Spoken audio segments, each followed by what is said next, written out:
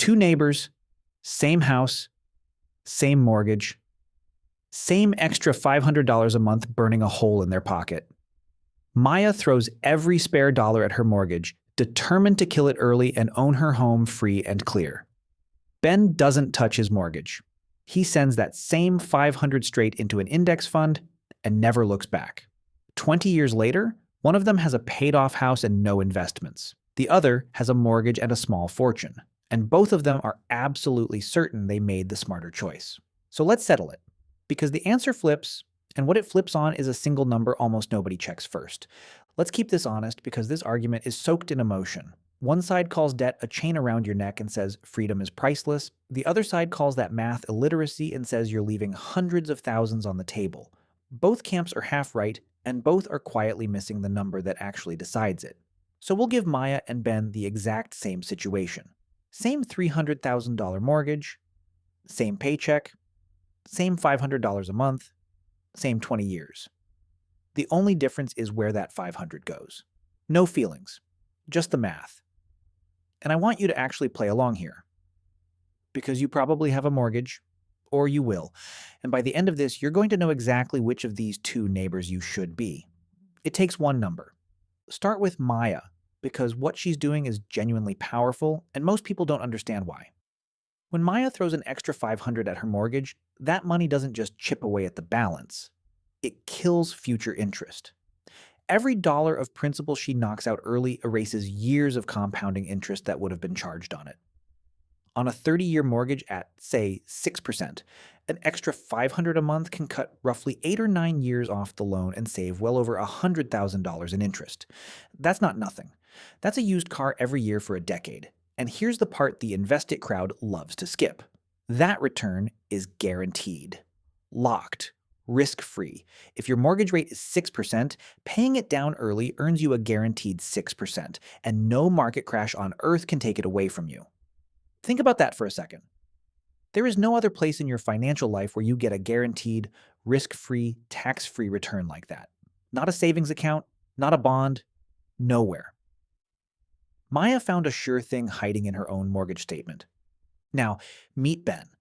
Ben looked at that same 6% and asked one question. Can my money earn more somewhere else? Historically, a broad stock index has returned somewhere around 10% a year on average over the long run. So Ben's logic is simple.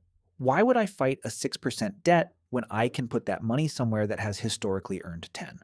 Every dollar he sends to the market instead of the mortgage is, in theory, earning him about 4% more. And over 20 years, that gap doesn't add. It compounds. His $500 a month, invested steadily at a reasonable long-term average, can grow past $300,000 in 20 years.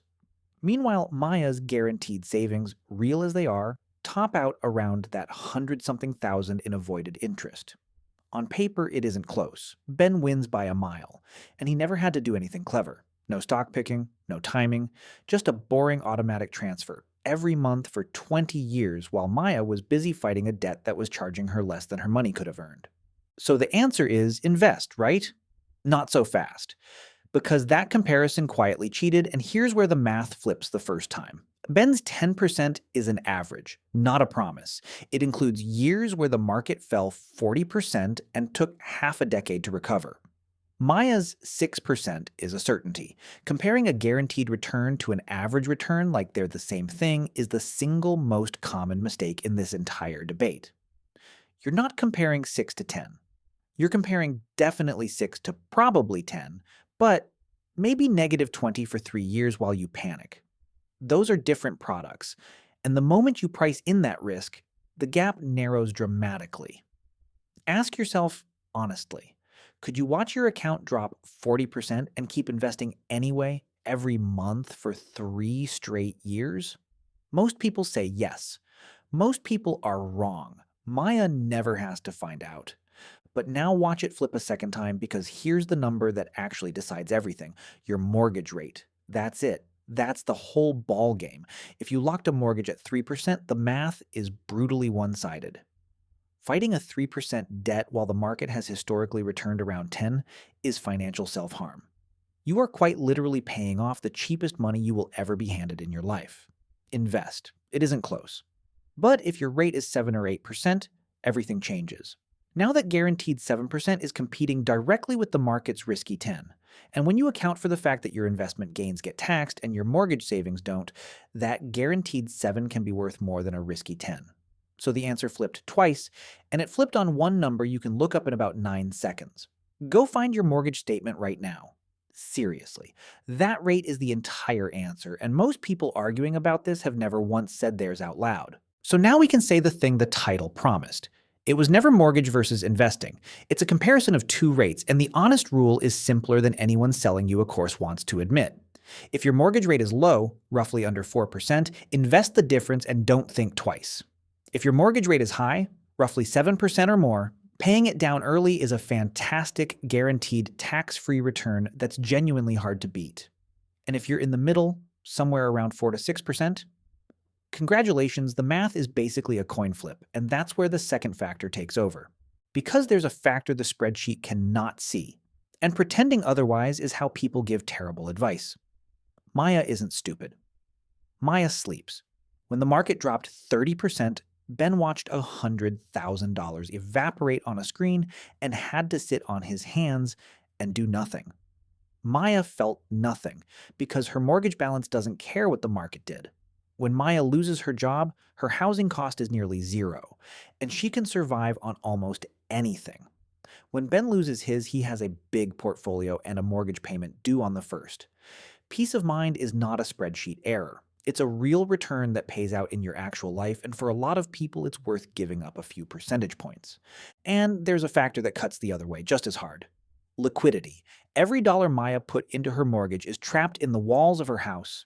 If she needs it, she has to sell the house or beg a bank for a home equity loan, probably at exactly the worst possible moment. Ben's money is in an account. He can access it in days. So Maya bought certainty and lost flexibility. Ben bought flexibility and lost certainty. Neither of them was wrong. They just paid for different things. And here's what almost nobody tells you, which is that this was never actually a binary. Most people frame this as all or nothing, and it's genuinely not. You can split the 500, 250 to the mortgage, 250 to the market. You capture some of the guaranteed return and some of the growth, and you sleep at night. But before you do either, there's an order of operations that beats both.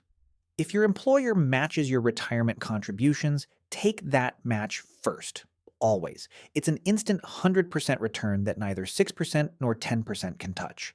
And if you're carrying credit card debt at 22%, that fire gets put out before you even open this discussion.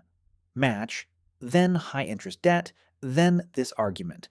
That order matters more than anything else in this video. Skip the match to pay down a 6% mortgage, and you just turned down free money to chase a smaller return.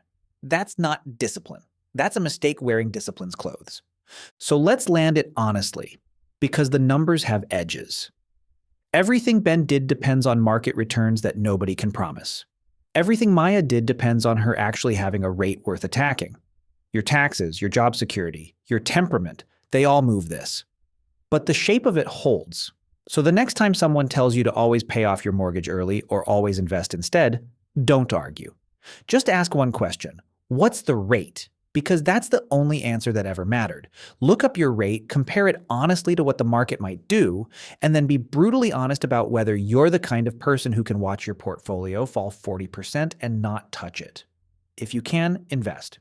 If you can't, there is absolutely no shame in buying yourself a paid-off house and a good night's sleep. So tell me in the comments, what's your mortgage rate, and are you team kill the debt or team invest the difference? And if this finally made the whole fight make sense, subscribe. Because every week we run the real math on the money decisions everyone else just argues about.